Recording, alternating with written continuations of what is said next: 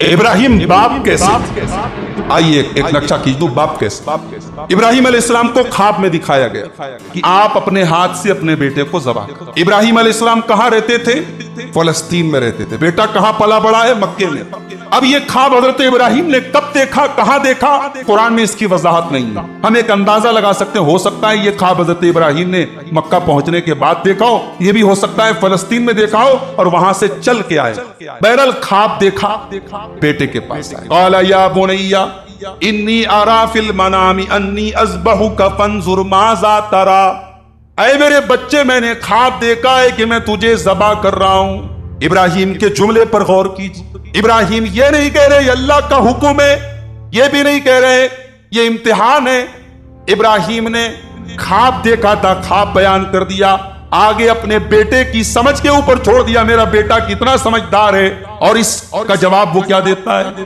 اور بڑے پیار سے کہا یا بنیا، اے میرے بچے، او لوگو، او اولاد والو، اپنے بیٹے سے تم نے آخری بار یہ کب کہا ہے کہ اے میرے بچے؟ آج اولاد جوان ہو جاتی ہے، بیٹے بڑے ہو جاتے ہیں، بیٹیاں بڑی ہو جاتی ہیں، باپ کی محبت کے تو بول سننے کے لیے بچوں کے اور بچیوں کے کان ترس جاتے ہیں۔ وہ لوگ اپنے کاروبار میں اتنے بزی نہ بنو کہ اپنے بچوں کے حقوق کو بھول جاؤ، اپنی اولاد کے حقوق کو بھول جاؤ۔ ابراہیم اپنے بیٹے کو یا بنیا، اے میرے بچے، بڑے پیار سے مخاطب کر رہے ہیں۔ اب دیکھو مسئلہ قربانی کا، مسئلہ اللہ کے حکم کا۔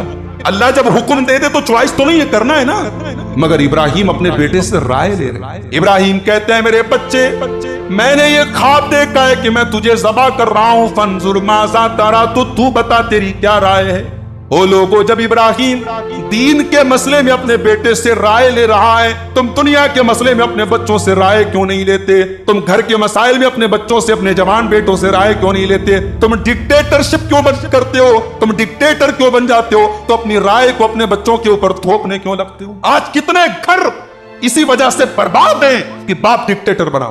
ڈکٹیٹری سے گھر نہیں چلتے، گھر محبت سے چلتے ہیں، گھر رائے اور مشورے سے چلتے ہیں۔ باپ کو اسی پر ناز صاحب میں بہت تجربے کار ہوں، میں بہت بوڑھا ہوں۔ ارے ہوں گے آپ تجربے کار، مگر آپ 1960 کے اور یہ 2022 کی نسل اس دماغ اور اس سوچ کو لے کر کے نہیں چل سکتی جو 1960 کا۔ تو نسلوں کے درمیان ایک گیپنگ ہوتی ہے، تو نسلوں کے درمیان ایک فاصلہ ہوتا ہے، اس فاصلے کو مٹانے کی کوشش کرو میرے۔ ابراہیم دین کے مسئلے میں اپنے بچے سے رائے لے رہا ہے، تم دنیا کے مسئلے میں بھی اپنے بچے سے رائے نہیں لے سکتے کہ بیٹا بتا تیری کیا رائے۔ اب میری مائیں بہنیں، مجھے معلوم نہیں آئی ہیں کہ نہیں آئی ہیں، مگر یہ تقریر ریکارڈ ہو رہی ہے، شاید پہنچے گی عورتوں تک۔ ماں بہنوں کے لیے ایک پیغام دینا چاہتے ہیں۔ اسماعیل کو ابراہیم نے نہیں پالا ہے، اسماعیل کو ہاجرہ نے پالا۔ ابراہیم تو دودھ پیتے بچے کو چھوڑ کے چلے گئے، اب یہاں مکہ کے اندر اس بچے کو پالا ہے تو اس ہاجرہ نے پالا۔ لیکن ہاجرہ نے کیسے پالا؟ لوگ کہتے بغیر باپ کے بچے بگڑ جاتے ہیں، میں کہتا ہوں ہاجرہ کے جیسی مائیں مل جائیں تو بچے کبھی نہیں بگڑ سکتے۔ آج ہاجرہ کے جیسی مائیں نہیں ہیں میرے پاس، اور ہاجرہ کے جیسی مائیں کیوں نہیں ہیں؟ کیونکہ ابراہیم کے جیسا باپ نہیں۔ بچوں کی دنیا کی فکر ہے، بچوں کے مستقبل کی فکر ہے، بچوں کے دین کی فکر ہمیں نہیں۔ اسماعیل کی پرورش کرنے والی ان کی ماں ہاجرہ ہے، اور ہاجرہ نے کیسی پرورش کی اپنے بچے کی؟ وہ جوان بیٹا جس نے باپ کی غیر موجودگی میں اپنی ماں کی تربیت میں اس نے 55 سے جوانی تک کا سفر طے کیا ہے۔ آج بوڑھا باپ جب یہ کہتا ہے کہ اے میرے بیٹے میں تجھے ذبح کرنے کا خواب دیکھا، میں نے دیکھا ہے، تو بتا تیری کیا رائے ہے؟ تو بیٹا کیا جواب دیتا ہے؟ قال یا ابت فعل ما تؤمر ستجدنی ان شاء اللہ من الصابرین۔ کہتا ہے کہ ابا جان آپ کر ڈالیے جو حکم آپ کو دیا۔ غصے میں نہیں کہہ رہا ہے، ادب سے کہہ رہا ہے۔ بھائی اسماعیل سمجھ گئے کہ اب اس کا سیدھا سیدھا مطلب ہے میری گردن کٹے گی، لیکن اسماعیل کہہ رہے ابا جان آپ کر ڈالیے جو حکم دیا۔ ستجدنی انشاءاللہ من الصابرین، انشاءاللہ آپ کا بیٹا اف نہیں کرے گا، آپ کا بیٹا اف نہیں کرے گا، انشاءاللہ آپ اپنے بیٹے کو صبر کرنے والوں میں سے۔ شاعر نے بڑا سچا جملہ کہا، یہ فیضان نظر تھا یا کہ مکتب کی کرامت تھی، یہ فیضان نظر تھا یا کہ مکتب کی کرامت تھی، سکھائے کس نے اسماعیل کو آداب فرزندی۔ اسماعیل کو یہ ادب کس نے سکھایا؟ اسماعیل کو یہ تہذیب کس نے سکھایا؟ اسماعیل کو اللہ کی بندگی کا یہ طریقہ کس نے سکھایا؟ یہ اس مدرسے کا کمال تھا جو ہاجرہ کی گود میں، اس مکتب کا کمال تھا جو ہاجرہ کی گود میں اسماعیل نے جس مدرسے میں تعلیم دی۔ دونوں باپ بیٹے تیار ہو گئے۔ فلما اسلما، دونوں باپ بیٹے اسلام لے آئے, دونوں باپ بیٹے مسلمان ہو گئے, دونوں باپ بیٹوں نے اللہ کے حکم کے آگے سر تسلیم خم کر دیا. وَتَلَّهُ لِلْجَبِينِ, اور باپ نے بیٹے کو پیشانی کے بل, یا ایک ترجمے کے مطابق کروٹ کے بل لٹایا. دونوں ترجمہ ہو سکتا ہے اس آیت کا. جبین ماتھے کو بھی کہتے ہیں عربی میں, اور جبین کروٹ کو بھی کہتے ہیں. ماتھے کے بل لٹایا یا کروٹ کے بل لٹایا, جس پہلو پر اپنے جانوروں کو ہم لٹاتے ہیں. دنیا میں آج تک کسی باپ نے بیٹے کو ذبح نہیں کیا ہوگا, لیکن آج ایک بوڑھا باپ اپنے محبوب اور اپنی اکلوتی اولاد کو ذبح کرنے کے لیے تیار ہو رہا ہے. باپ کی گردن باپ کی چھری بیٹے کی گردن پر چلنے والی ہے. وَنَادَيْنَاهُ يَا إِبْرَاهِيمُ, اللہ کی طرف سے آواز دی گئی, اے ابراہیم قد صدقت الرؤیا, اے ابراہیم آج تک تو کسی امتحان میں فیل نہیں ہوا, اس امتحان میں بھی تو پاس ہو, تو نے اپنا خواب سچا کر دکھایا. اِنَّا كَذَلِكَ نَجْزِي الْمُحْسِنِينَ, ہمیں تیرے بیٹے کا خون نہیں بہانا. آج قربانی ہو رہی ہے, آج قربانی ہو رہی ہے, جانور کی قربانی ہو رہی ہے. اس پر بھی لوگوں کو بڑی تکلیف ہے. ہر سال قربانی آتی ہے, کچھ لوگ واویلا کرتے صاحب یہ قربانی ہو رہی ہے, یہ جیو ہتیا ہو رہی ہے. ہمارا عقیدہ کیا ہے؟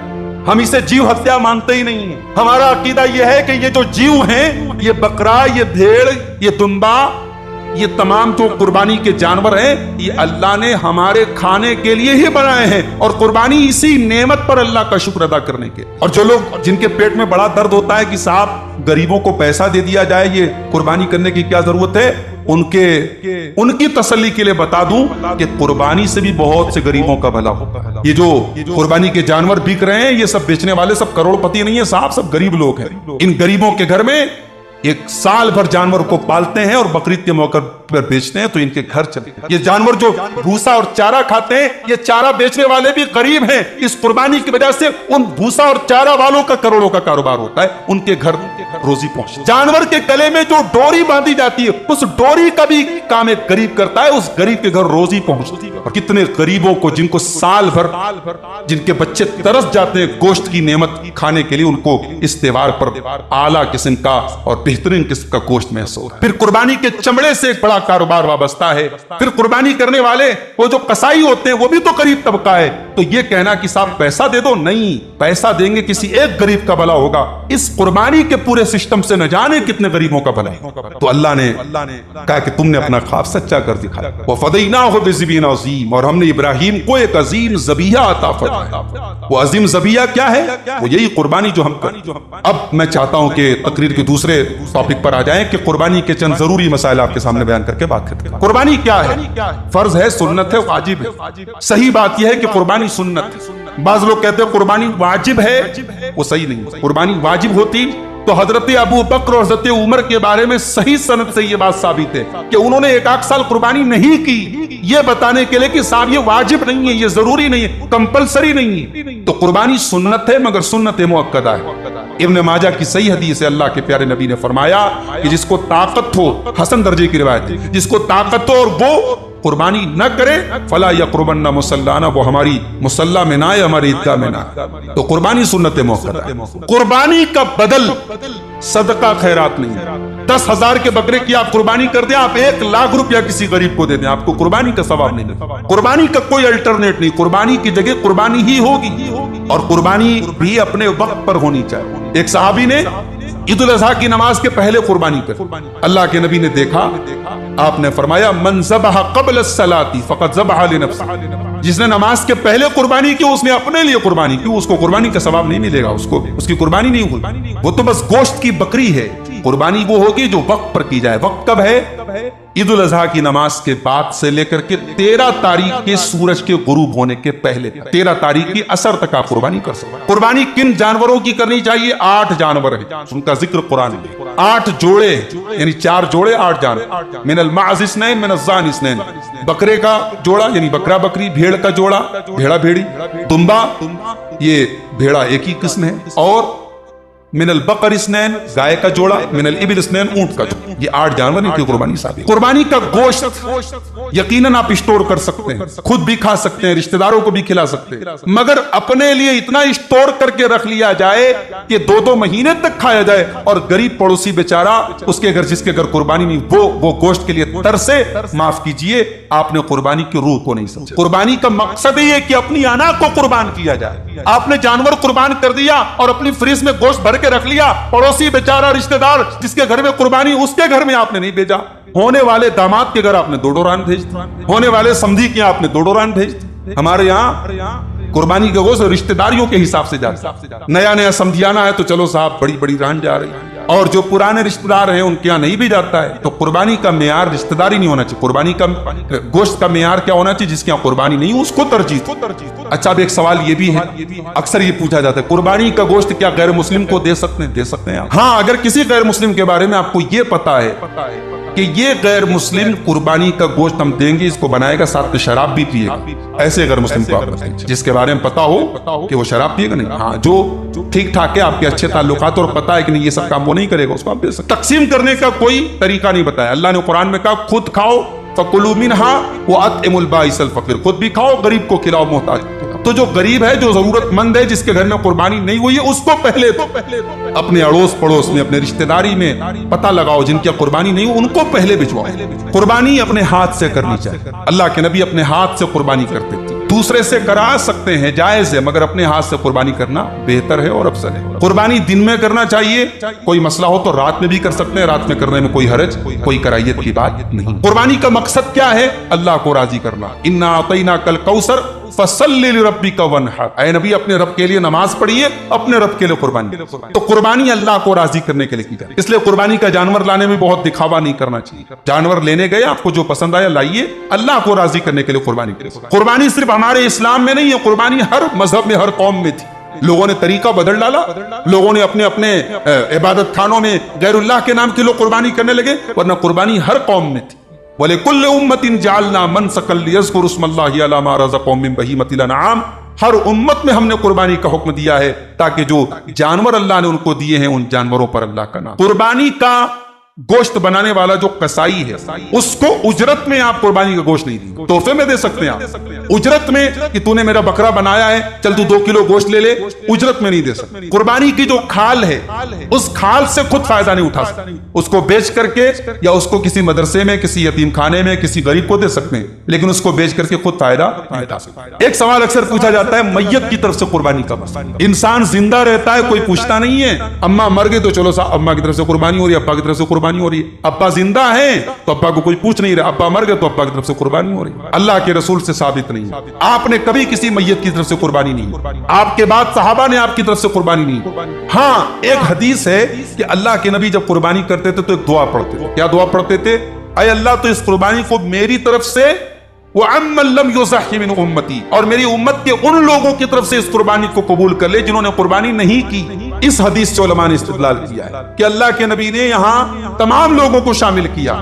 اب امت میں بہت سارے ایسے لوگ ہیں، ایک حدیث میں یہ بھی آپ نے دعا پڑھی، اللہم تقبل من محمد ومن امت محمد، اے اللہ تو اس قربانی کو محمد صلی اللہ علیہ وسلم کی طرف سے قبول فرما اور محمد صلی اللہ علیہ وسلم کی امت کی طرف سے قبول فرما۔ تو امت میں زندہ مردہ سب آ گئے، اس لیے علامہ ابن عثیمین وغیرہ کا فتویٰ ہے کہ اگر ہمارا کوئی میت رشتہ دار ہے جو دنیا سے جا چکا ہے، اللہ کو پیارا ہو چکا ہے، والد ہیں، والدہ ہیں، کوئی بھی ہیں، ہم اپنی قربانی کے ثواب میں ان کو شامل کر سکتے ہیں، مگر الگ سے بکرا لائیں ان کے نام سے اور ان کی قربانی کریں، یہ صحیح حدیث سے ثابت ہے۔ بعض لوگ کیا کرتے ہیں؟ اللہ کے نبی کی طرف سے قربانی کرتے ہیں، اللہ کے نبی کی طرف سے قربانی کرنے کا کوئی ثبوت۔ بعض لوگ کیا کرتے ہیں کہ قربانی ہی میں عقیقہ کر لیتے ہیں۔ آپ پہلی بات تو یہ کہ عقیقہ 7ویں دن کرنا چاہتے ہیں، اگر کسی مجبوری کی وجہ سے آپ نہیں کر پائے تو کبھی بھی کر سکتے ہیں، بقرعید پر بھی آپ کر سکتے ہیں، مگر عقیقہ کا جانور الگ ہونا چاہیے، قربانی کا جانور الگ ہونا چاہیے۔ قربانی کا جانور واضح طور پر عیبدار نہیں ہونا چاہیے، کوئی چھوٹا موٹا عیب ہے، تھوڑی سی سینگ ٹوٹ گئی ہے، ہلکا پھلکا اس کے دیکھنے میں کچھ فرق آ رہا ہے،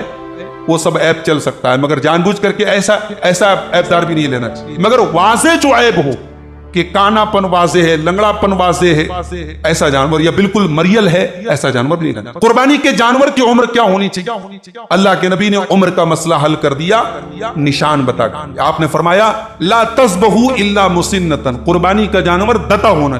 کل ایک صاحب کا فون آیا میرے کہ بڑے بھروسے مند آدمی نے کہا ہے کہ جانور 1 سال کا ہو لیکن دتا نہیں ہے تو قربانی ہو جائے گی کہ نہیں؟ میں نے کہا صاحب یہ بھروسے کا مسئلہ ہی نہیں ہے، اللہ کے نبی نے نشانی بتائی ہے۔ مسنہ، مسنہ مطلب جس نے دودھ کے دانت توڑ دیے اور 2 دانت نکل گئے ہوں، اب وہ 1 سال میں نکل گئے ہوں، 1 سال کے پہلے ہی نکل گئے ہوں تو دتا ہونا چاہیے۔ ہاں بھیڑ کا بچہ اگر 1 سال کا ہے، بھیڑا کا بچہ، تو اس کی قربانی ہو جائے گی، اگر وہ ادن تھے تب بھی دتا نہیں تب بھی ہو جائے، اس میں اس کی گنجائش اللہ کے نبی نے دی ہے، مگر باقی جانوروں میں دتا ہونا ضروری ہے۔ اسی طریقے سے قربانی کی دعا کیا ہے؟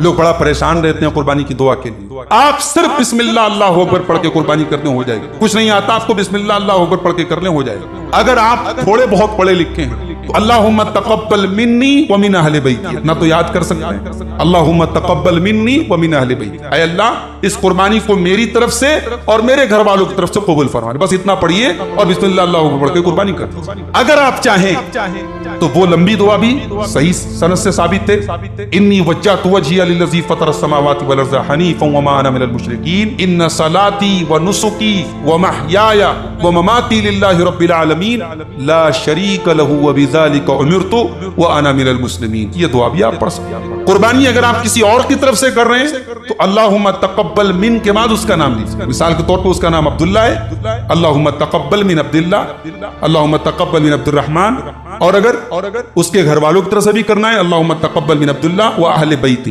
اپنی طرف سے کریں گے وہ اہل بیتی، اس کی طرف سے کریں گے وہ اہل بیتی، ٹھیک ہے۔ ایک جانور کی قربانی پورے گھر والوں کی طرف سے ہو سکتی ہے، چاہے وہ چھوٹا جانور چاہے وہ بڑا جانور۔ ایک بکری کی بھی قربانی آپ اپنی فیملی پوری فیملی کی طرف سے کر سکتے ہیں، مگر ہاں اگر بیٹے الگ رہ رہے، ان کا کچن الگ ہے، ان کا کاروبار الگ ہے تو پھر وہ الگ فیملی مانی جائے، پھر ایک بکرے کی قربانی سب کی طرف سے نہیں ہے، لیکن سب ساتھ میں ہے تو ایک بکرے کی قربانی سب کی طرف سے بھی ہو سکتی ہے۔ کوشش یہ کرنی چاہیے کہ قربانی اگر ہمیں اللہ نے طاقت دی ہے تو زیادہ سے زیادہ ہم کریں تاکہ زیادہ زیادہ گوشت تقسیم ہو، لوگوں تک پہنچے اور ہمیں ثواب بھی پہنچے۔ اللہ کے نبی صلی اللہ علیہ وسلم نے حجۃ الوداع کے موقع پر، بھائی حج کے موقع پر بھی ایک ہی قربانی ہے، مگر اللہ کے نبی نے 100 اونٹ کی قربانی اور اپنی وفات کے 2.5 مہینہ پہلے کی۔ اس سے علماء نے استدلال کیا ہے کہ آدمی کو قربانی دل کھول کے کرنی چاہیے، لیکن ہاں اس میں بہت پریشانی، مول لینا، قرضہ لے لینا اور یہ کہ صاحب لوگ کیا کہیں گے یہ سب سوچنا، اگر آپ کی حیثیت نہیں ہے تو مت کیجیے، کوئی مسئلہ نہیں، لیکن حیثیت ہے تو حیثیت کے مطابق بڑھ چڑھ کے قربانی کیجیے۔ امام کرمانی نے، یہ 8ویں صدی ہجری کے بہت بڑے عالم ہیں، بخاری شریف کی انہوں نے شرح لکھی ہے القواقب الدراری کے نام سے۔ امام کرمانی کہتے ہیں یرید ان الشیء یعلم اولا ثم یقال، امام بخاری بتانا چاہتے ہیں کہ کسی بھی چیز کو پہلے جانا جائے پھر کہا جائے، کسی چیز کے بارے میں پہلے معلومات حاصل کی جائے پھر اس بات کے بارے میں بولا جائے، وَيُعْمَلُ بِهِ، اس کے بعد عمل کیا جائے۔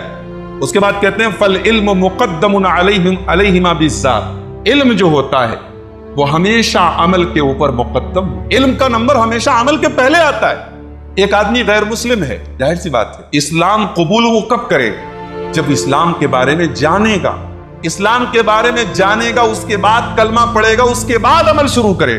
تو علم کا نمبر اپنے وجود کے اعتبار سے بھی عمل کے پہلے، اور امام کرمانی کہتے ہیں کہ علم کا نمبر اپنے وجود کے اعتبار سے تو عمل سے پہلے ہے ہی، مقام اور مرتبے کے اعتبار سے بھی علم کا نمبر پہلے۔ ایک آدمی عمل بہت کر رہا ہے لیکن بغیر علم کے کر رہا ہے، اسی عمل کی اللہ تبارک و تعالیٰ کی کیا حیثیت؟ عیسائی کیوں گمراہ ہوئے؟ ان کے یہاں بڑی عبادتیں تھیں، بڑی ریاضتیں تھیں، گھر بار چھوڑ کے بیوی بچوں کو چھوڑ کے عبادتیں کر رہے ہیں، عمل بہت ہے لیکن علم نہیں۔ یہودیوں کیا اسی کا الٹا تھا، ان کے یہاں علم تھا لیکن علم کے اوپر عمل نہیں۔ تو علم ہو اور علم کے اوپر عمل نہ ہو یہ بھی غلط ہے، اور عمل کی کثرت ہو اور اس کی کوئی بیس نہ ہو، کوئی علم نہ ہو، یہ بھی غلط ہے، دونوں گمراہی ہے، ایک غیر المغضوب علیہم ہے، ایک ولاضالین۔ تو امام کرمانی کہتے ہیں کہ علم یہ عمل سے مقدم ہے، اپنے وجود کے اعتبار سے بھی اور اپنے مقام اور مرتبے کے اعتبار۔ اللہ نے آدم علیہ السلام کو بنایا، فرشتوں نے اعتراض کیا نا، فرشتوں نے ایک سوال کیا کہ اے اللہ تو ایسی مخلوق کو پیدا کرنا چاہتا ہے جو زمین میں فساد مچائے؟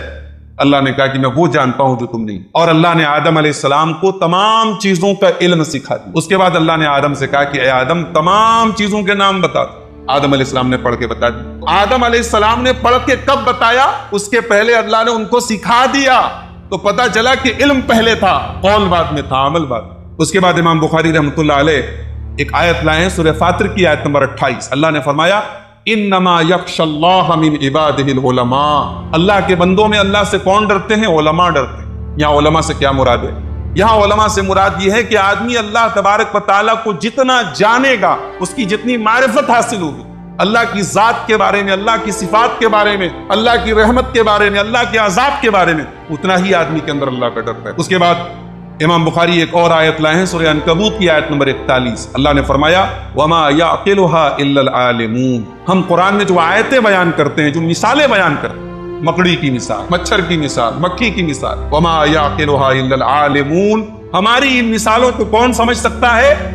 علم والے سمجھ سکتے ہیں، عالم سمجھ سکتے ہیں۔ اس کے بعد امام بخاری نے قرآن کریم کی 29ویں پارے کی ایک آیت ذکر کی، سورہ ملک کی آیت نمبر 10۔ وَقَالُوا لَوْ كُنَّا نَسْمَعُ أَوْ نَعْقِلُ مَا كُنَّا فِي أَصْحَابِ السَّعِيرِ۔ جہنمی قیامت کے دن کہیں گے کہ اگر ہم نے دنیا میں سنا ہوتا اور سمجھا ہوتا۔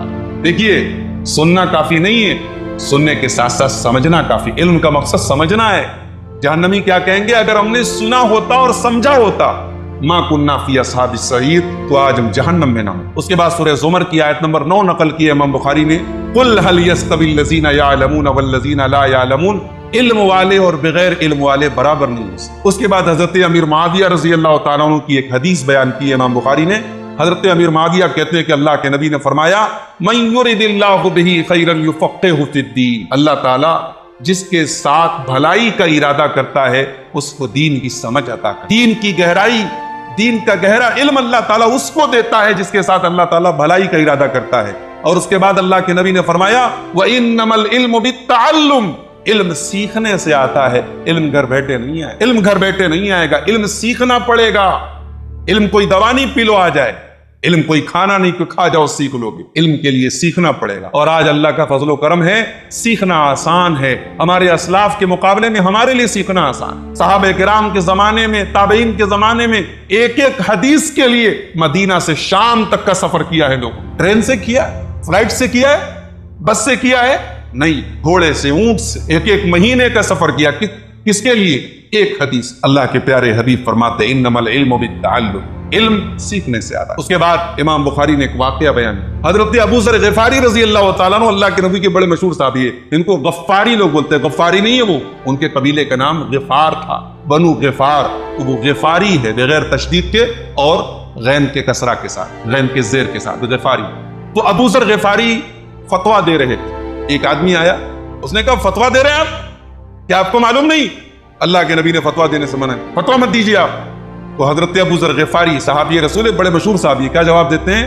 کہتے لو وضعتم الصمصامۃ علی ھذا، اپنی گردن پر اشارہ کر کے کہتے ہیں اگر تم ننگی تلوار رکھ دو اس کے اوپر، میری گدی کے اوپر، میری گردن کے اوپر، ثم ظننت انی انفذ کلمۃ سمعتها من النبی صلی اللہ علیہ وسلم، اور پھر مجھے میرے نبی کی کوئی ایک بات اگر معلوم ہو اور مجھے یہ پتا ہو کہ میری گردن کٹنے کے پہلے میں وہ بات پہنچا سکتا ہوں، میں پہنچا۔ یہ صحابہ کرام کا حال تھا علم کے سیکھنے اور علم کے سیکھنے۔ اگر تم میری گردن بھی مار دو گے تو میں نے نبی سے جو علم حاصل کیا ہے وہ پہنچا کر۔ تو امام بخاری رحمۃ اللہ علیہ یہ باب قائم کر کے یہ تمام حدیثیں اور یہ تمام آیتیں لا کر کے کیا پروف کرنا چاہتے ہیں کہ اللہ کے بندوں، عمل کرنے کے پہلے، عمل کے میدان میں اترنے کے پہلے علم سیکھ لو۔ اور جانتے ہیں پچھلی جو امتیں گمراہ ہوئی، برباد ہوئی، ان کی گمراہی کا بہت بڑا سبب یہ تھا کہ اللہ کے بارے میں بغیر علم کے انہوں نے بات۔ عیسیٰ علیہ السلام کو اللہ کا بیٹا کہنے لگے، یہودی عزیر علیہ السلام کو اللہ کا بیٹا کہنے لگے۔ تو اللہ نے قرآن میں یہی تو پوچھا نا کہ بھئی عیسیٰ کو میں نے کب کہا ہے اپنا بیٹا، عزیر کو میں نے کب کہا ہے اپنا بیٹا۔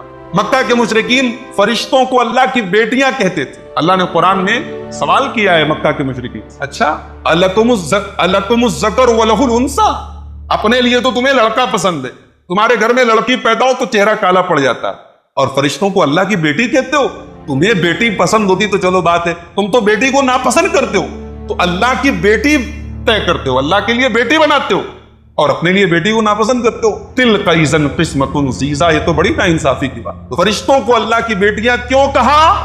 کیونکہ اللہ کے بارے میں صحیح علم نہیں۔ اسی لیے اللہ تعالیٰ قرآن میں کہتا ہے سورہ اعراف کی آیت نمبر 33 کے اندر، قل انما حرم ربی الفواحش ما ظہر منها وما بطن، اے نبی آپ اعلان کر دیجئے کہ میرے رب نے حرام کر دیا ہے تمام فحش کاموں کو، تمام گندے کاموں کو، چاہے وہ کھلے ہوئے ہوں چاہے وہ چھپے ہوئے ہوں، والاثم، اور اللہ نے حرام کر دیا ہے تمام گناہوں کو، والبغی بغیر الحق، اور کسی پر ناحق زیادتی کرنے کو، وَأَن تُشْرِكُوا بِاللَّهِ مَا لَمْ يُنَزِّلْ بِهِ سُلْطَانًا، اور اللہ نے اس کو بھی حرام کر دیا ہے کہ تم اللہ کے ساتھ شرک کرو جس کی اللہ نے کوئی دلیل نازل نہیں کی ہے، وَأَن تَقُولُوا عَلَى اللَّهِ مَا لَا تَعْلَمُونَ، اور اللہ نے اس کو بھی حرام کر دیا ہے کہ تم اللہ کے بارے میں ایسی بات بولو جس کا تمہیں علم نہیں۔ بغیر علم کے آدمی بات جو بولتا ہے یہ شیطان کی چال ہوتی ہے۔ اللہ تعالیٰ نے فرمایا سورہ بقرہ کے اندر، یا ایھا الناس کلوا مما فی الارض حلالا طیبا، اے لوگوں زمین کے اندر ہم نے جو حلال روزی بنائی ہے اس کو کھاؤ، ولا تتبعوا خطوات الشیطان، اور شیطان کی پیروی مت کرو، انہ لکم عدو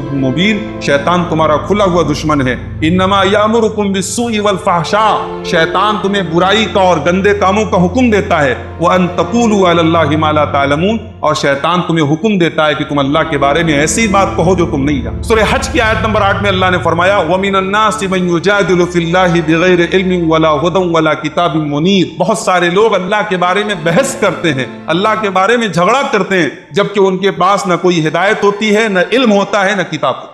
پتہ چلا کہ اللہ کے بارے میں بغیر علم کے کوئی بات نہیں بولنا۔ اللہ تعالیٰ نے قرآن کریم کے 15ویں پارے میں فرمایا، وَلَا تَقْفُ مَا لَيْسَ لَكَ بِهِ عِلْمٌ، اس چیز کے پیچھے مت پڑو جس کا تمہیں علم نہ ہو۔ آج عام بات ہے، فتویٰ دے دیں فلاں چیز حلال ہے، فلاں چیز حرام ہے، کوئی علم نہیں ہے، نہ دلیل کا علم ہے، نہ اس کے بارے میں کسی کوئی آیت پتہ ہے، نہ حدیث پتہ ہے، نہ سلف کے اقوال پتہ ہے، اور آدمی کی جرأت ہے کہ فٹ سے کہہ دیتا ہے کہ حرام ہے، حلال ہے۔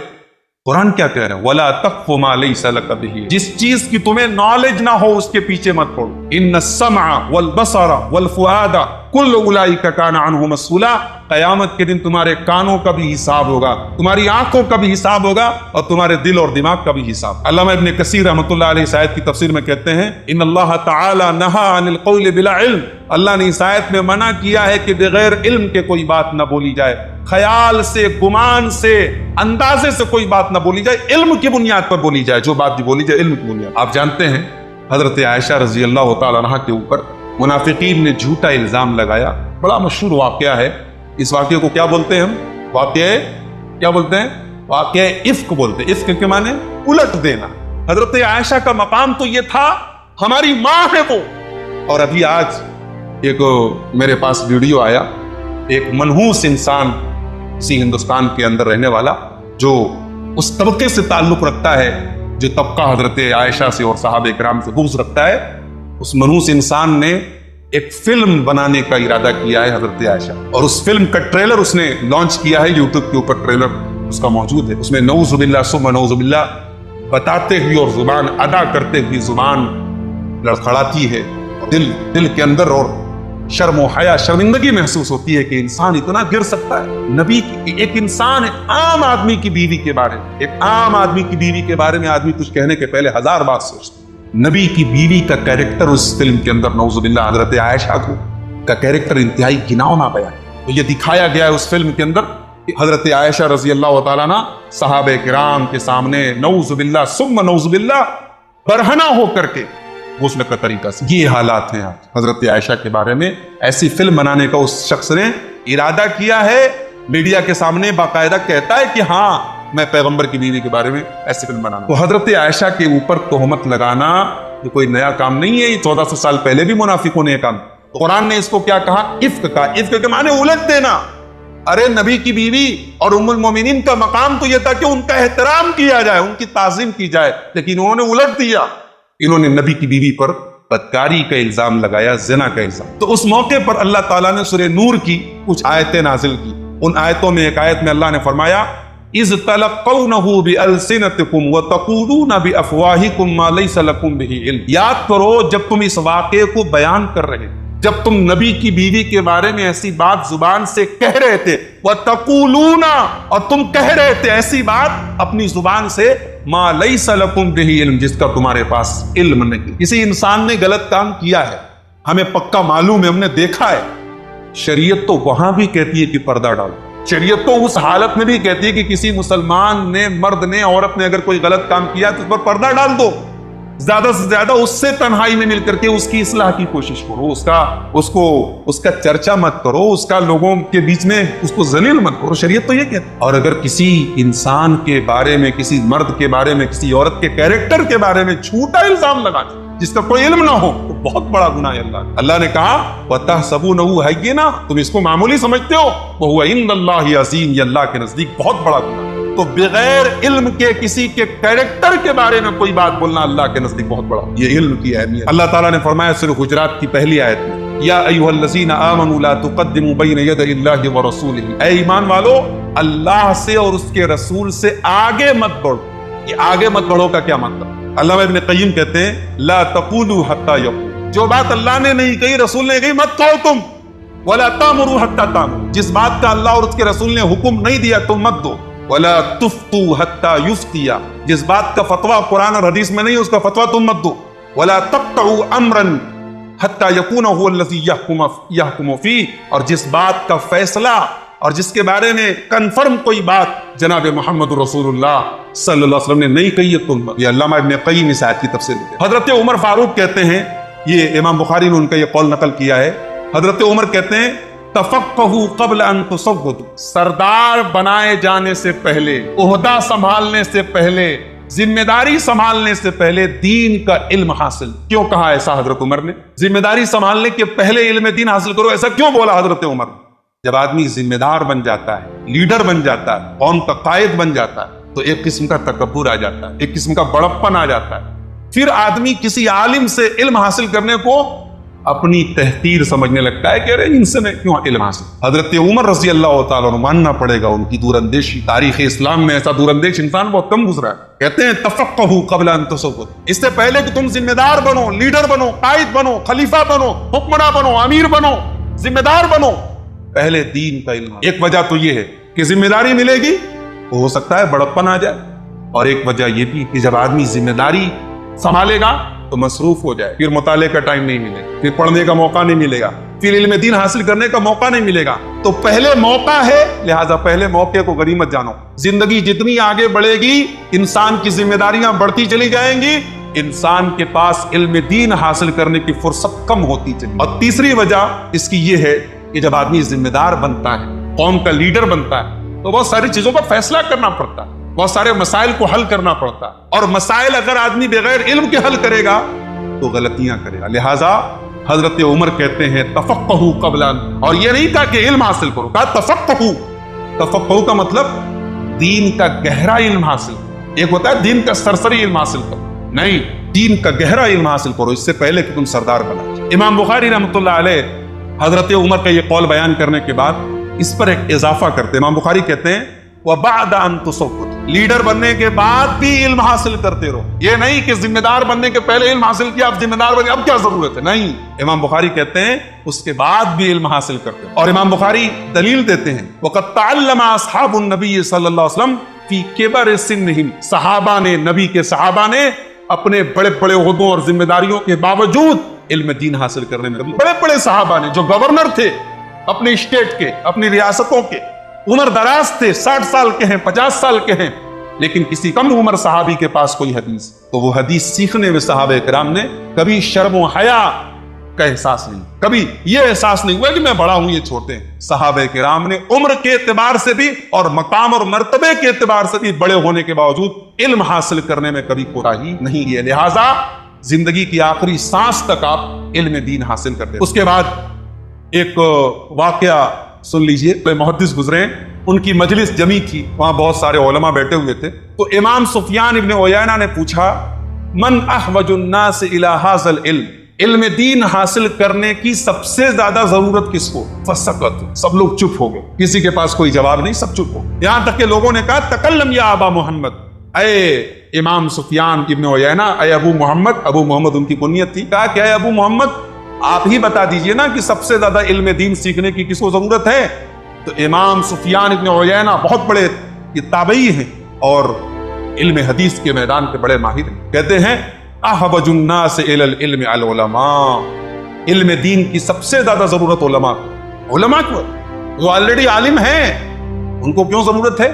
اس لیے کہ کہتے ہیں وَذَلِكَ أَنَّ الْجَهْلَ بِهِ الْأَقْوَى، کیونکہ علماء کو اگر کوئی بات معلوم نہیں ہوگی تو یہ زیادہ عیب کی بات۔ ایک آدمی جاہل ہے، اس کو نہیں معلوم ہے تو یہ بہت بڑا عیب نہیں ہے، لیکن عالم سے کوئی سوال کیا جائے، کوئی بات پوچھی جائے اور عالم کو پتہ نہ ہو، یہ زیادہ خراب بات ہے، یہ عیب کی بات ہے۔ عالم کو سب سے زیادہ ضرورت ہے علم دین حاصل، کوئی بھی عالم، ہم یہ نہیں کہہ سکتے اس کو سب باتیں معلوم۔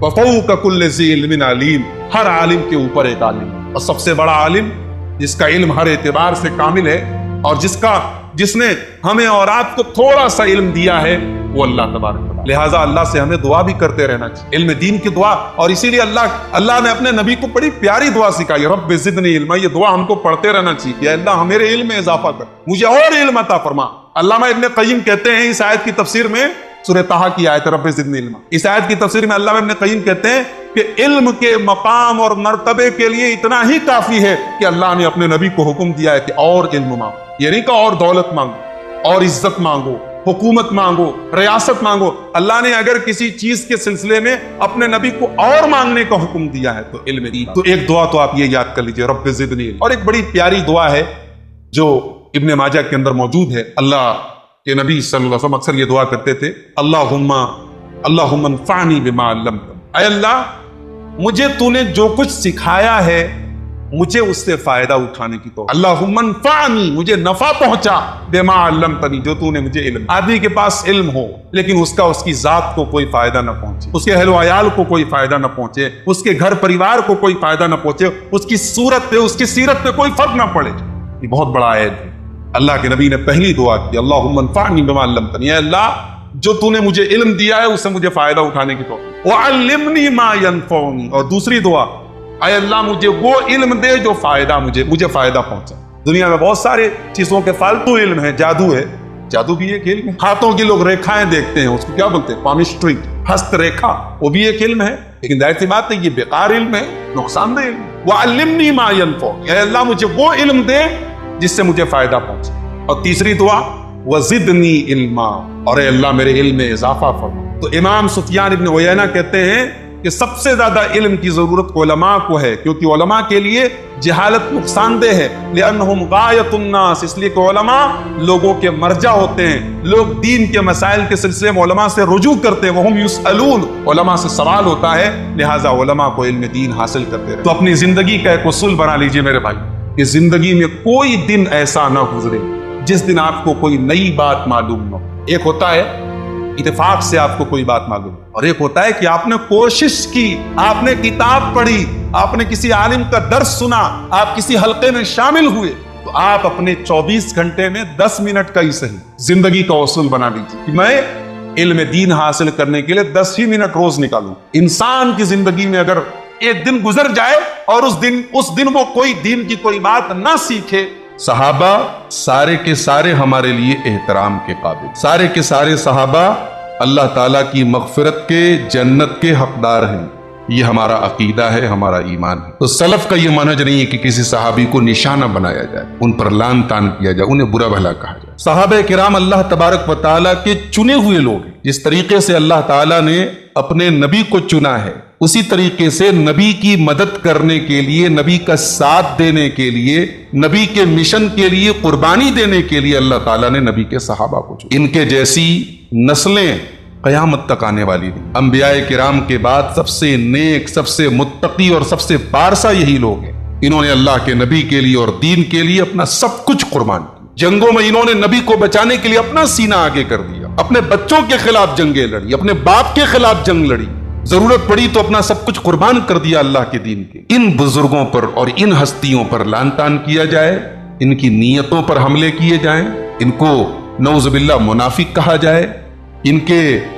بارے میں غلط زبان استعمال کی جائے، یہ سلف کا منہج ہے۔ ظاہر سی بات ہے کہ صحابہ کرام کے موضوع پر، ان کی عظمت کے موضوع پر بہت ساری آیتیں ہیں اور بہت ساری اللہ کے رسول صلی اللہ علیہ وسلم کی حدیثیں ہیں، ہم اگر ان پر بات کریں گے تو بہت لمبی بات ہو جائے۔ ہم صرف سلف کے چند اقوال آپ کے سامنے پیش کریں کہ سلف کیا کہتے ہیں اس بارے میں، صحابہ کے بارے میں سلف کا کیا کہنا ہے۔ حضرت عبداللہ بن مسعود رضی اللہ تعالیٰ خود بہت مشہور صحابی ہیں، کہتے ہیں من کان مستنن فلیستن بمن قد مات، اگر کسی کو کسی کی پیروی کرنی ہو تو مرے ہوئے لوگوں کی پیروی، جو لوگ دنیا سے جا چکے ان کی پیروی کرے۔ کیوں؟ فإن الحي لا تؤمن عليه الفتنة، زندہ انسان کے بارے میں گارنٹی نہیں ہے کہ وہ فتنے کا شکار۔ یہ بہت اہم بات کر رہے ہیں حضرت عبداللہ ابن مسعود، کو سمجھنے کی ضرورت۔ ایک انسان اگر زندہ ہے، آج نیک ہے، آج متقی ہے، آج پارسا ہے، ہو سکتا ہے کہ اس کا خاتمہ ٹھیک نہ ہو، مرنے کے پہلے اس کا عقیدہ خراب ہو جائے، اس کا ایمان خراب ہو جائے، مرتد ہو جائے، وہ منافق ہو جائے وہ۔ تو حضرت عبداللہ ابن مسعود کہتے ہیں کہ اگر تمہیں پیروی ہی کرنا ہے تو ان کی کرو جو تم سے پہلے جا چکے، جن کے بارے میں کنفرم تھا کہ ہاں وہ ایمان پر دنیا سے گئے، صحیح عقیدے پر دنیا سے گئے تھے، صحیح عمل پر دنیا سے گئے تھے۔ زندہ کے پیچھے چلو گے، ہو سکتا ہے وہ تم کو کسی غلط راستے پر لے کے چلا جائے۔ اس کے بعد کہتے ہیں اولئک اصحاب محمد صلی اللہ علیہ وسلم، جب تمہیں ان لوگوں کی پیروی کرنا ہے جو دنیا سے چلے گئے، تو ان میں سب سے بہترین لوگ کون ہیں؟ اللہ کے پیارے نبی کے صحابہ ہیں۔ یہ کون لوگ ہیں؟ کانوا افضل هذه الامه، یہ اس امت کے سب سے بہترین اور سب سے افضل لوگ، ابرھا قلوبا واعمقها علما واقلها تکلفا، صحابہ کے جو دل ہیں اس امت میں اس سے زیادہ صاف ستھرا کسی کا دل نہیں، ان کے دل میں لالچ نہیں ہے، ان کے دل میں دنیا کی محبت نہیں، دنیا کو ٹھوکروں میں رکھا ہے نبی کے صحابہ۔ رستم کے دربار میں حضرت ربیع بن عامر رضی اللہ تعالیٰ عنہ پہنچے، رستم کو پتہ لگا کہ عرب سے ایک آدمی آ رہا ہے۔ نے کہا کہ عرب کے بدو، دیہات میں صحراؤں میں رہنے والے، انہیں کیا ہمارے کلچر کے بارے میں معلوم ہے۔ اس نے اپنے دربار کو بہت سجایا، پورے دربار کو اس نے سجا دیا، بہترین قالین بچھوایا اور پورے دربار میں فانوس لٹکائے، یعنی دربار دیکھنے کے لائق۔ حضرت ربیع ابن عامر رضی اللہ تعالیٰ عنہ دربار رستم میں داخل ہوئی اور سیدھے رستم کے سامنے جا کے کھڑے اور اس کی خوبصورت قالین کو اپنے نیزے سے نوچتے ہوئے اور اپنے نیزے کو بھونکتے ہوئے اس قالین کے اوپر جائے، نہ اس قالین کی طرف کوئی توجہ کی، نہ اس کے سجے دھجے دربار کی طرف کوئی توجہ۔ رستم حیران رہ گیا کہ یہ کہاں سے آ گیا، یہ کون سی مخلوق ہے کہ میرے دربار کی ہیبت، میرے دربار کی خوبصورتی، چکا چوند نے اس کی آنکھوں میں کوئی فرق نہیں پیدا کیا۔ اس نے کہا تم ہو کون اور کس لیے آئے ہو یہاں؟ تو حضرت ربیع بن عامر رضی اللہ تعالیٰ عنہ نے جو جواب دیا تھا وہ تاریخ کے سنہرے حروف میں لکھے جانے کے لیے کہا تھا کہ جئنا لنخرج العباد من عبادت العبادت الى عبادت اللہ۔ اے رستم، ہم مسلمان دنیا میں اس لیے آئے ہیں تاکہ بندوں کی غلامی سے لوگوں کو نکال کر اللہ کی غلامی کی طرف لے جائیں۔ ومن جور الادیان الى عدل الاسلام، اور دنیا کے جھوٹے مذہبوں کے اندر اور جھوٹے مذاہب اور ادیان کے اندر جو ظلم اور ستم ہے اس سے نکال کر کے اسلام نے جو عدل اور جو شانتی دیا ہے اس کی طرف ہم دنیا کو لگائیں۔ ومن ضیق الدنیا الى سعۃ الاخرہ، اور ہم دنیا کی تنگی سے نکال کر آخرت کی وسعت اور آخرت کی کشادگی کی طرف لے کے جانے کے لیے ہم دنیا میں آئے۔ یہ نبی کے صحابہ، ابرھا قلوبا، ان کا دل سب سے صاف ستھرا، واعمقها علما، اور ان کے علم کے اندر گہرائی تھی۔ صحابہ کے علم کے اندر گہرائی تھی، ان کا علم جو ہے وہ دعویٰ والا نہیں تھا میں بہت بڑا عالم ہوں، لیکن جتنا علم تھا ٹھوس تھا، بنیادی علم تھا، قرآن کا علم تھا، نبی کی سنتوں کا علم۔ قیامت تک آنے والے بڑے بڑے علماء صحابہ کے علم کے آگے فقیر ہیں، محتاج ہیں ان کے علم کے۔ قرآن کو سمجھنے کے لیے ہمیں عبداللہ ابن عباس کی ضرورت پڑے گی، حدیث کو سمجھنے کے لیے ہمیں حضرت ابو ہریرہ کی ضرورت پڑے گی۔ یہ نبی کے صحابہ ہیں، اعمقها علما، پوری امت کے اندر اتنا گہرا علم کسی کے پاس، وہ اقلها تکلفا۔ اور حضرت عبداللہ ابن مسعود کہتے ہیں کہ نبی کے صحابہ کے اندر تکلف نہیں ہے، تصنع نہیں ہے، بناوٹ نہیں ہے۔ پھٹا پرانا کپڑا پہننے والے، روکھا سوکھا کھانے والے، دن میں روزہ رکھنے والے، رات میں تہجد پڑھنے والے، ایسے لوگ تمہیں قیامت تک نہیں۔ وَأَقَلَّهَا تَكَلُّفًا، ان کے اندر تکلف نہیں ہے۔ اختارهم اللہ لصحبت نبی، یہ وہ لوگ ہیں جن کو اللہ تعالیٰ نے سلیکٹ کیا ہے۔ They have selected by Allah, they are selected by Allah، انہیں اللہ نے چنا ہے۔ کس لیے چنا ہے؟ صحبت نبی، اپنے نبی کا ساتھ دینے کے لیے چنا ہے۔ وَلِإِقَامَةِ دِينِهِ، اپنے دین کو دنیا میں قائم کرنے کے لیے چنا ہے۔ فَاعْرِفُوا لَهُمْ فَضْلَهُمْ، تو اے لوگو صحابہ کے مقام کو پہچانو، صحابہ کی فضیلت کو سمجھو۔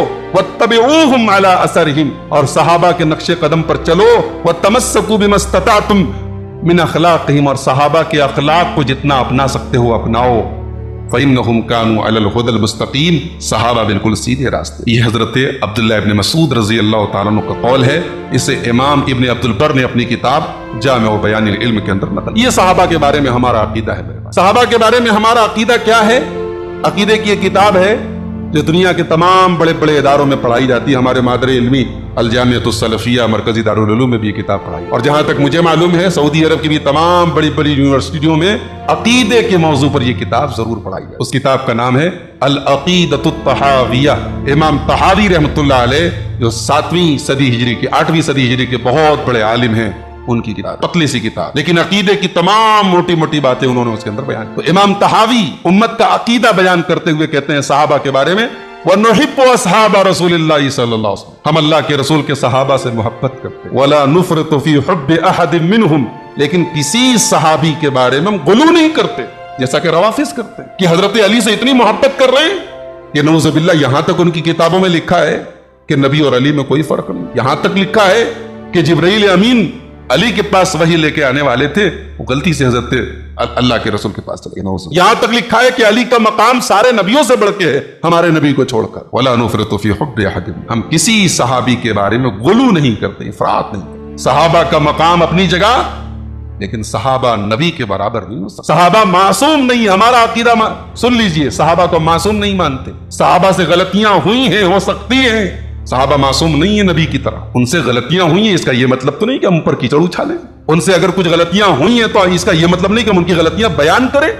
ارے ہماری شریعت تو عام انسانوں کے بارے میں، عام مسلمانوں کے بارے میں کہتی ہے کہ ایک عام مسلمان اگر دنیا سے چلا گیا ہے تو اس کو برا بھلا مت، لا تسبوا الاموات فانهم قد افضوا الى ما قدموا، اپنے مردوں کو برا بھلا مت کہو، ان کو جو کرنا تھا وہ کر کے اللہ کے پاس۔ جب ایک عام مسلمان کے بارے میں ہماری شریعت کی یہ تعلیم ہے تو نبی کے صحابہ تو بہرحال نبی کے صحابہ ہیں، ہم اور آپ تو ان کے پاؤں کی جوتی کے، ان کے پاؤں، ان کے جوتے کی کھاک کے برابر نہیں ہو سکتے، ہم سے لاکھوں کروڑوں گنا بہتر تھے، ہمارا ان کا کوئی مقابلہ نہیں ہے، تو ہم معصوم نہیں مانتے، یہ بات یاد رکھنا۔ کوئی کہہ سکتا ہے کہ صحابہ سے غلطیوں، بے شک غلطیاں ہوئی، ہم کون ہوتے ان کی غلطیوں کو ابھارنے والے اور بیان کرنے والے؟ ان کے بیچ میں جھگڑے بھی ہوئے، انسان تھے نا، اختلاف بھی ہوئے، جنگ بھی ہوئی، مگر ہم 3 میں ہے کہ 13 میں کہ ہم فیصلہ کرنے بیٹھے کہ ان جنگوں میں کون صحیح تھا کون غلط تھا۔ ٹھیک ہے، ان کے بیچ میں غلط فہمیاں ہوئی، مس انڈرسٹینڈنگ ہوئی، اختلاف ہوا، اللہ تبارک و تعالیٰ سمجھے گا۔ اللہ کو نہیں معلوم تھا کہ میرے نبی کے صحابہ آپس میں اختلاف کریں گے، اللہ نے قرآن میں کیوں ان کو جنتی کہا؟ بولو بھائی، اللہ نے قرآن میں کہا نا رضی اللہ عنہم ورضوا عنہ، اللہ ان سے راضی ہو گیا اور وہ اللہ سے راضی ہو گئے، تو کیا نعوذ باللہ اللہ کو معلوم نہیں تھا کہ آگے چل کر کے ان صحابہ کے بیچ میں اختلاف بھی ہوگا، جنگ صفین بھی ہوگی، جنگ جمل بھی ہوگی، ایک طرف علی ہوں گے، ایک طرف معاویہ ہوں گے، ایک طرف علی ہوں گے، ایک طرف عائشہ ہوں گی، ایک طرف علی ہوں گے، ایک طرف حضرت عمرو بن عاص ہوں گے؟ نہیں معلوم تھا اللہ کو؟ نعوذ باللہ، اللہ کو سب معلوم، اور اللہ کو سب معلوم ہے، ان سب کے باوجود اللہ نے ان کو جنتی کہا۔ یہ ان کے منہ پر تھپڑ ہے، ان گستاخوں اور بدتمیزوں کے منہ پر تھپڑ ہے جو نبی کے صحابہ پر، جنہیں رب نے جنتی کہا ہو، جنہیں رب نے اپنی رضا کا سرٹیفکیٹ دیا ہو۔ ہم طے کریں گے کہ وہ صحیح تھے کہ غلط تھے، ہماری اوقات، ہماری حیثیت ہے؟ نہیں میرے وَلَا نُفْرِطُ فِي حُبِّ أَحَدٍ مِّنْهُمْ، ہم کسی بھی صحابی کے بارے میں غلو نہیں کرتے۔ اور آگے سنیے، کہتے ہیں وَلَا نَتَبَرَّأُ مِنْ أَحَدٍ مِّنْهُمْ، اور ہم کسی صحابی پر تبرہ نہیں کرتے، کسی صحابی سے اپنے آپ کو بری نہیں کرتے کہ علی کو ماننا ہے تو معاویہ کو گالی دو، تب تم علی کے سچے محبت کرنے والے مانے جاؤ۔ یہی تو ہو رہا ہے آج، اہل بیت سے محبت ہے تو امیر معاویہ کو گالی دو، حضرت عائشہ کو برا بھلا کہو۔ یہ سلف کا منہج نہیں ہے، یہ صحابہ کا طریقہ نہیں، یہ اس امت کے بزرگوں کا طریقہ نہیں، یہ اہل سنت کا طریقہ نہیں۔ وَلَا نَتَبَرَّأُ مِنْ أَحَدٍ مِّنْهُمْ، ہم کسی صحابی سے برات کا اظہار نہیں کرتے، تبرہ نہیں کرتے۔ وَنُبْغِضُ مَن، یہ لائن، یہ جملہ یاد رکھیے، بہت کام آئے گا۔ وَنُبْغِضُ مَن يُبْغِضُهُمْ، اور جو صحابہ سے بغض رکھے ہم اس سے بغض رکھتے ہیں، بہت بڑی بات ہے۔ ہمارے باپ کو کوئی برا کہہ دے اور ہمیں بلا کے چکن مٹن کھلائے، ہم کھائیں گے؟ نہیں بھائی، ہم اپنے باپ سے محبت کرتے ہیں۔ ہمارے باپ کو اس نے گالی دی، ہم نہیں جائیں گے اس کے گھر کھانا کھانے۔ جو نبی کے صحابہ پر زبان چلائے ہماری محبت کا وہ حقدار نہیں ہو سکتا۔ وَنُبْغِضُ، امام طحاوی کہتے ہیں ایسے آدمی سے نفرت کرتے ہیں جو نبی کے صحابہ سے۔ ہم سب کے ماں باپ قربان ہیں نبی کے صحابہ، ہمارے ماں باپ سے جو ہم محبت کرتے ہیں اس سے کہیں زیادہ محبت ہم نبی کے صحابہ سے۔ جب ہم اپنے ماں باپ کی گستاخی کرنے والے کو معاف نہیں کر سکتے تو نبی کے صحابہ کی گستاخی کرنے والوں کو کیسے معاف کر دیں گے؟ یہ اصول بتا رہے حضرت امام طحاوی رحمۃ اللہ علیہ۔ وَنُبْغِضُ مَن يُبْغِضُهُمْ، جو نبی کے صحابہ سے نفرت کرے، بغض رکھے، ہم اس سے بغض رکھتے ہیں۔ وَبِغَيْرِ الْخَيْرِ يَذْكُرُهُمْ، اور جو نبی کے صحابہ کا ذکر خیر نہ کرے۔ ذکر 2 طرح کا ہوتا ہے، ایک ہوتا ہے ذکر خیر اور ایک ہوتا ہے ذکر شر۔ فلاں صاحب بہت برے ہیں، بہت خرابی ہے ان کے اندر. اسی کو کہتے ہیں ذکر شر, برا ذکر ہے. جو صحابہ کا ذکر شر کرے, جو صحابہ کا برے انداز میں ذکر کرے, ہم ایسے لوگوں سے نفرت کرتے ہیں. اور آخری ٹکڑا سنیے امام طحاوی کا, بڑا پیارا جملہ ہے. کہتے ہیں وَحُبُّهُمْ دِينٌ وَإِيمَانٌ وَإِحْسَانٌ. صحابہ کی محبت دین ہے, صحابہ کی محبت ایمان ہے, صحابہ کی محبت احسان ہے. ان کی محبت کے بغیر دین نہیں چل سکتا, ایک منٹ نہیں چل سکتا. ان کی محبت کے بغیر آپ کے سینے میں ایمان نہیں رہ سکتا, آپ اللہ کی نظر میں نیک نہیں ہو سکتے. وَبُغْضُهُمْ كُفْرٌ وَنِفَاقٌ وَطُغْيَانٌ. اور صحابہ سے بغض رکھنا, صحابہ سے نفرت کرنا, صحابہ پر ان کے اوپر کیچڑ اچھالنا, یہ منافق کی علامت ہے, یہ کافر کی علامت ہے, یہ سرکش کی علامت. اللہ ہم سب کی حفاظت ہو. تو یہ امام طحاوی رحمۃ اللہ علیہ نے عقیدہ بیان کیا صحابہ کے بارے میں, اہل سنت کا عقیدہ کیا ہے, سلف کا. امام ابو زرع الرازی, یہ بہت بڑے محدث ہیں, کہتے ہیں اذا رأیت الرجل ينتقص احدا من اصحاب رسول اللہ صلی اللہ علیہ وسلم, جب تم کسی کو دیکھو کہ وہ کسی بھی صحابی کی برائی بیان کر رہا ہے, فَعْلَمْ أَنَّهُ زِندِيق, تو سمجھ جاؤ کہ وہ آدمی زندیق ہے. یہ زندیق کس کو کہتے ہیں؟ زندیق کس کو کہتے ہیں؟ کوئی بتا سکتا ہے آپ لوگوں میں؟ کوئی جانتا ہے زندیق کس کو کہتے ہیں؟ زندیق کا مطلب ہوتا ہے ملحد, تہریہ, بے دین, جس کا دین نہ ہو, اس کو زندیق. امام ابو زرع الرازی کہہ رہے ہیں کہ اگر کسی ایک صحابی کو بھی کوئی برا بھلا کہے تو سمجھ جاؤ کہ وہ زندیق ہے, وہ تہریہ ہے, وہ بدین ہے. کیوں اتنا بڑا فیصلہ کیوں کر رہے ہیں؟ آگے وجہ بتاتے ہیں. کہتے ہیں وذالک, اس کی وجہ ہے. وجہ کیا ہے؟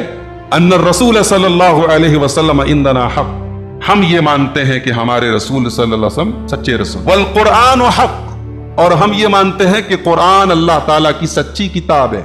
وَإِنَّمَا أَدَّى إِلَيْنَا هَذَا الْقُرْآنَ وَالسُّنَنَ أَصْحَابُ رَسُولِ اللَّهِ. کہتے ہیں کہ یہ قرآن ہمیں پہنچانے والے نبی کے صحابہ ہی تو ہیں, نبی کی سنتیں ہم تک پہنچانے والے نبی کے صحابہ ہی تو ہیں. وَإِنَّمَا يُرِيدُونَ أَن يُجَرِّحُوا شُهُودَنَا, جو نبی کے صحابہ کو برا بھلا کہتے ہیں, ان کا اصل مشن یہ ہے کہ وہ ہمارے گواہوں کو مجروح قرار دے. بھئی ہوتا ہے نا, حدیث کی جو سند ہوتی ہے, اگر یہ ثابت ہو جائے کہ سند میں کوئی ایک راوی گڑبڑ ہے تو حدیث پوری صحیح مانی جاتی ہے نا. تو جب صحابہ ہی گڑبڑ ہیں, جن صحابہ کے ذریعے ہمیں قرآن ملا, جن صحابہ کے ذریعے ہمیں حدیث ملی, تو گویا پورا دین نعوذ باللہ گڑبڑ ہے. تو کہہ رہے ہیں کہ ان کا اصل مقصد کیا ہے؟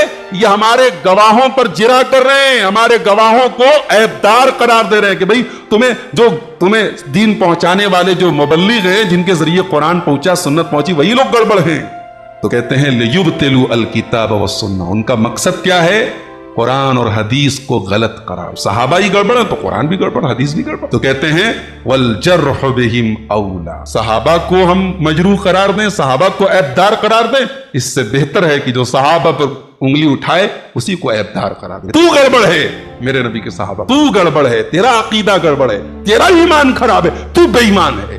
پنجاب کا کوئی گاؤں تھا, تقسیم انڈیا کے پہلے کا واقعہ ہے, ہندوستان کے بٹوارے کے پہلے کا واقعہ ہے. اس وقت تو پنجاب جو پاکستان میں بھی پنجاب, وہ انڈیا میں تھا. مولانا ثناء اللہ امرتسری رحمۃ اللہ علیہ ایک مناظرے میں گئے کسی گاؤں میں پنجاب, اسٹیشن پر اترے ٹرین سے, تو لوگ لینے آئے, راستے میں مولانا کی آنکھوں سے آنسو جاری ہیں, رو رہے ہیں. تو جو لوگ لینے آئے تھے انہوں نے کہا کہ مولانا کیا بات ہے, کیوں رو رہے ہیں؟ اچھا وہ مناظرہ روافظ سے تھا, شیعوں سے. تو مولانا روئے جا رہے ہیں, آنکھوں سے آنسو روا. تو پوچھا گیا مولانا کیوں رو رہے ہیں؟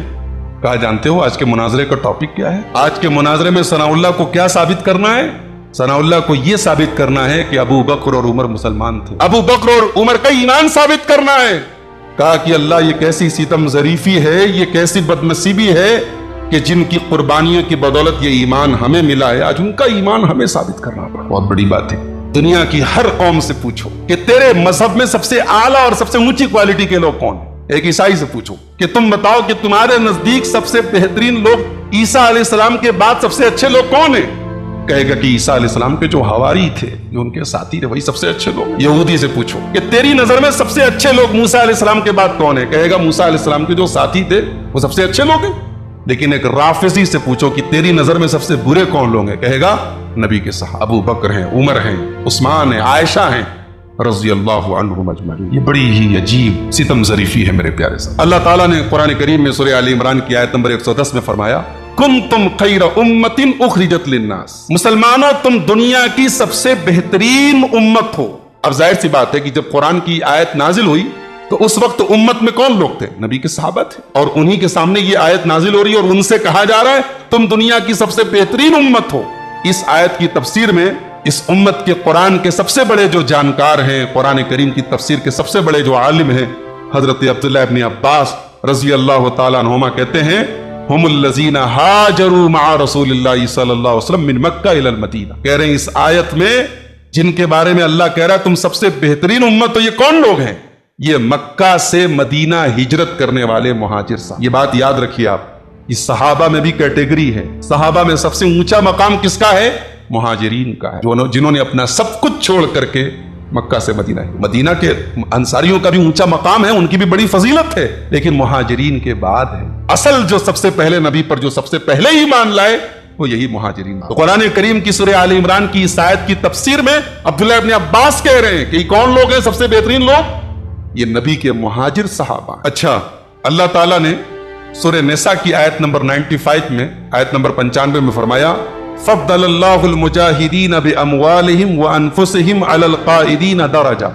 نبی کے صحابہ میں کچھ صحابہ ایسے ہیں جو جہاد میں جا رہے ہیں، اور کچھ صحابہ ایسے ہیں کہ جو جہاد پہ نہیں گئے، بیٹھے ہیں گھر۔ بھئی ایسا بھی ٹائم آیا امت کے اوپر کہ سب کے اوپر جہاد فرض نہیں تھا، کمپلسری نہیں تھا، کچھ صحابہ گئے، کچھ صحابہ آرام کر رہے ہیں۔ تو اللہ تعالیٰ کہہ رہا ہے کہ جو مجاہدین تھے ان کا جو مقام ہے وہ مقام ان کو تو حاصل نہیں ہو سکتا جو بیٹھے ہوئے ہیں، ان کا مقام زیادہ ہے، اللہ نے ان کو فضیلت دی ہے۔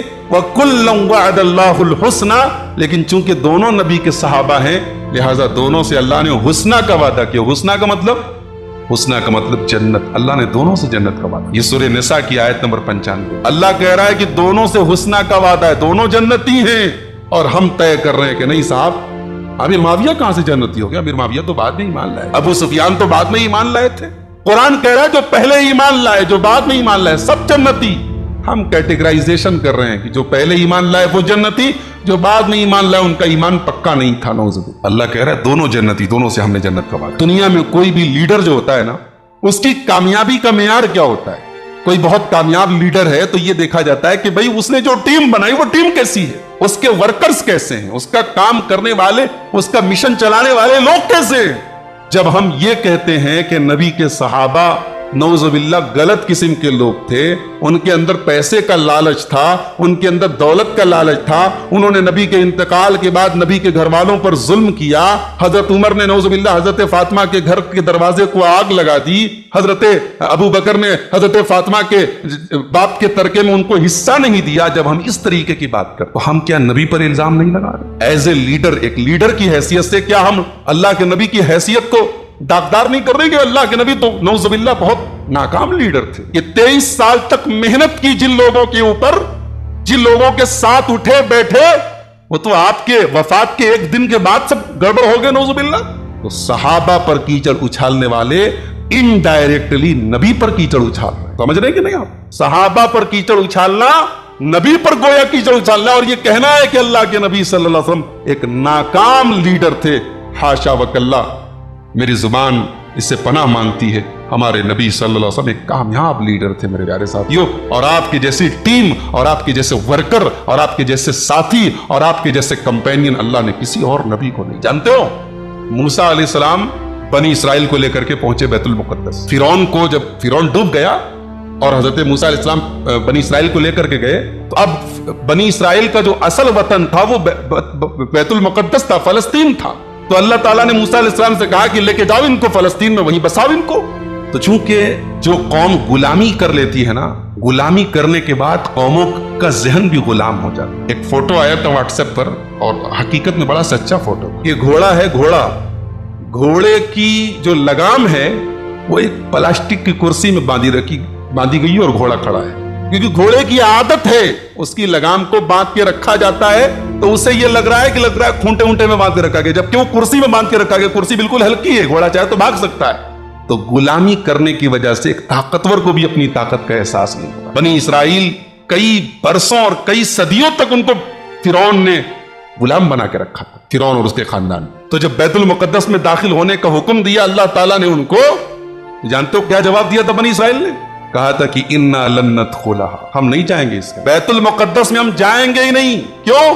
इन फीहा कौमन जब्बारीन, अरे वहां तो बड़ी बहादुर कौम रहती है। उस वक्त बैतुल मुकद्दस पर किसका कब्जा था?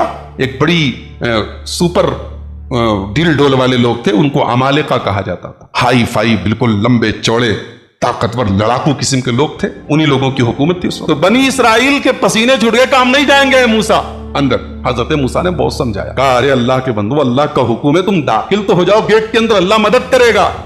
कहा कि इज़हब अंत व रब्बुका फक़ातिला इन्ना हाहुना क़ाइद। कहा ए मूसा, तुम जाके लड़ो, तुम्हारा रब जाके लड़े, हम नहीं लड़ेंगे, हम ये बैठे रहेंगे। कितनी बड़ी बदतमीज और गुस्ताख, अपने नबी से कह रही तुम जाके लड़ो, तुम्हारा रब लड़े, हम नहीं लड़ेंगे, हम ये बैठे रहेंगे, हम नहीं जाने वाले अंदर। और दूसरी तरफ ग़ज़वे बद्र के मौके पर, ग़ज़वे बद्र बिल्कुल अचानक फैसला हुआ था बद्र की लड़ाई का।